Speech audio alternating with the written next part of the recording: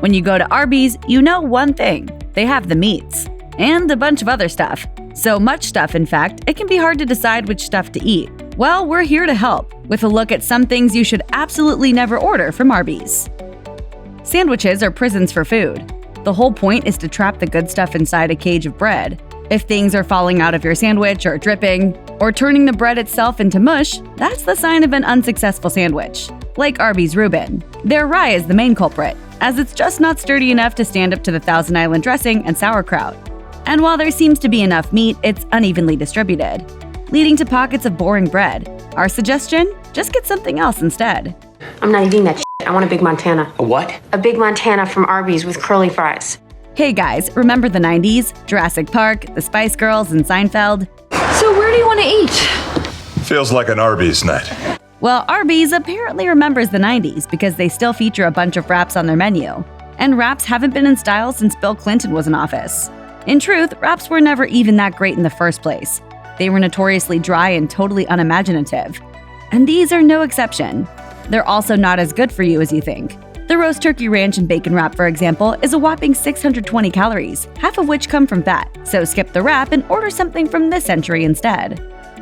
According to their website, nothing says I'm an adventurous eater and interesting person like eating a gyro at Arby's. This is only a slight exaggeration because you do indeed have to be adventurous to try something that so little resembles an actual gyro.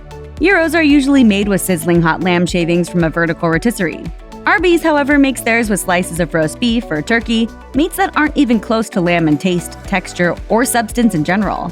As one writer for Spoon University put it, "It would appear Arby's has given up trying to create a reasonable facsimile of the real thing." Arby's jalapeno bites are freakishly hot, and by hot, we're not talking about spicy. We actually mean scorching.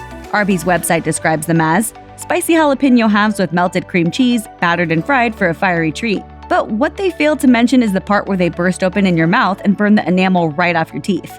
It's a surprise every time, and not a good one. Eating Arby's, eating Arby's, eating Arby's, eating Arby's. Boom! Cheese seems pretty simple. You start with milk and go from there, right? Well, not at Arby's. The first ingredient in Arby's cheddar cheese sauce is water, actually, followed by canola oil, modified cornstarch, and then, finally, cheddar cheese. And then a bunch of weird-sounding additives that are probably fine but aren't cheese.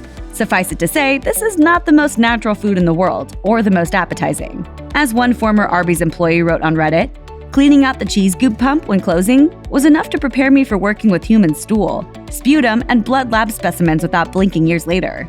Yikes. Arby's, the meal that's a dare for your colon. We get it. Arby's wants to be known for more than just the fast food restaurant that only serves meat. But there's a reason their giant cowboy hat sign says Arby's roast beef sandwich is delicious, instead of Arby's salad is delicious. Despite being on the menu since 1991, Arby's salads are sorely lacking. The chopped side salad, comprised of a handful of lettuce, diced tomato, and a sad sprinkle of cheese, is equally as dismal as the crispy chicken farmhouse salad. If you want salad, there are great places that make salad. At Arby's, well, listen to the giant hat and just eat the meat. Looks like meat's back on the menu, boys!